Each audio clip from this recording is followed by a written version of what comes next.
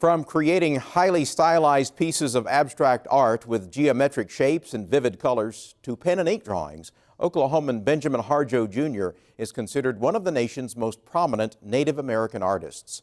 OETA's Arts and Culture Program Gallery takes us into the studio with this incredible artist for a lesson in the spirit of color and line.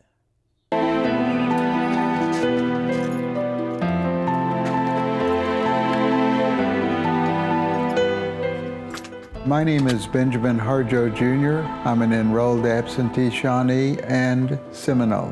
You know, I think as an artist and having a vivid imagination, I was always drawing when I was in grade school and also when I was in high school. My dad wanted me to be a baker. He said I could make a living at it better than being an artist.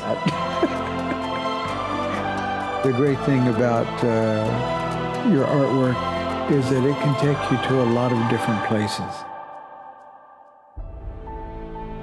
I went to school at Being, Oklahoma, graduated out of there in '64, and I discovered that they had just opened an art school in Santa Fe called the Institute of American Indian Arts.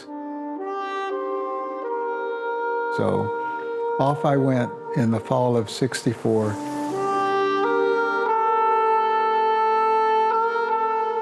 I got involved in painting and drawing and in doing woodblock prints, which was a new discovery for me.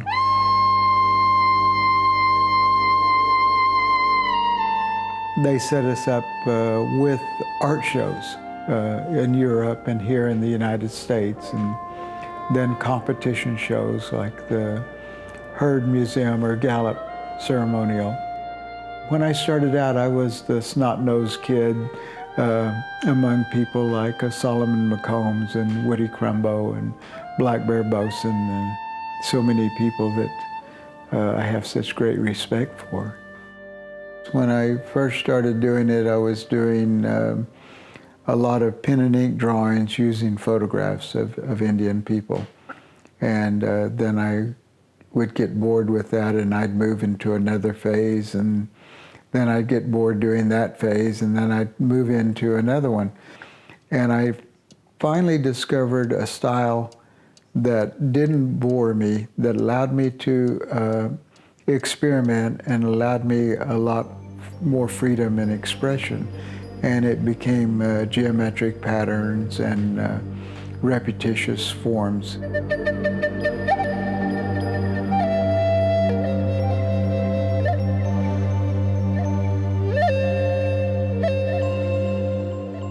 But I still like to do my printmaking. I like to do pen and inks, and I like to do paintings, and try and combine those three mediums into a singular, recognizable art form for me. With an active imagination of an artist, you are continually sketching, a lot of us. And sometimes these sketches will become a painting. A lot of times they'll just be a sketch. A record like this one was done in May of '01. This one was a sketch for a large pen and ink that's now in the Supreme Court building here in Oklahoma City. When I start my drawing, I turn the pad and I'll add more lines or I'll add some shadowing. Then I turn it again and I add more to it until eventually I see something emerging. Most of the times I define the abstract imagery into an animal form or into a person form.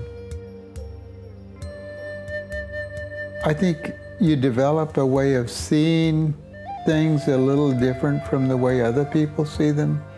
But also in some of my work, people will see things that I didn't see, but then they'll bring it to my attention and I go, oh yeah, that's in there. And I think that's a wonderful thing about doing artwork, is something else will emerge